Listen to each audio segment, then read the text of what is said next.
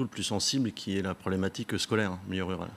Didier Bécher, on a le sentiment qu'effectivement, on ne sait pas où on va, en tout cas sur ce thème-là. Est-ce qu'il y a un manque de pédagogie de la part du gouvernement et du président ? Ce qui est certain, c'est que la méthode change. Donc c'est peut-être ça qui interroge. On considère que la ruralité, ce n'est pas quelque chose qu'on va régler ou qu'on va améliorer à coup d'aide financière et s'en tenir à ça pour, je dirais, endormir tout le monde. Le sujet, et on l'aborde comme tous les autres dossiers, c'est vraiment de considérer que redonner la priorité à la ruralité ou aider la ruralité à se développer, c'est un sujet de logement, de désert médical, de désert numérique. Donc tous ces sujets-là sont ouverts en même temps.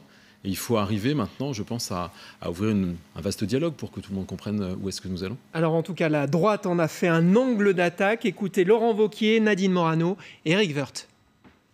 Emmanuel Macron, c'est ceux qui réussissent dans la mondialisation. Et les autres, il ne les prend pas. Ça gronde beaucoup dans nos campagnes. Ça gronde beaucoup. Les grands oubliés, ce sont les agriculteurs. Voilà, on a l'impression qu'il n'y a pas d'empathie. Le président connaît la France, mais il ne connaît pas les Français.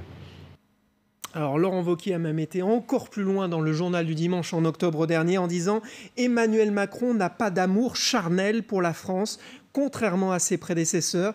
C'est le plus parisien des présidents qu'on ait jamais eu, hanté par une haine de la province. » La charge est violente, Didier Bécher. Oui, c'est lyrique. C'est très lyrique. Non, moi, je n'ai pas spécialement envie de commenter les mots de M. Wauquiez, qui a déjà des difficultés quand il parle aux étudiants. Donc, je ne sais pas quelle est sa politique, donc je ne vais pas commenter ce que fait ou ce que dit M. Wauquiez. Tout ça, et ce sont des mots, et encore une fois, c'est très lyrique. Je pense qu'il n'y a pas grand-chose derrière.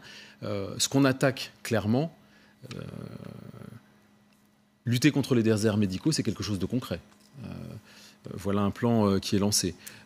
Lutter contre la fracture numérique, c'est quelque chose de concret. Je vous rappelle qu'au mois de janvier, on a signé un accord historique avec les opérateurs.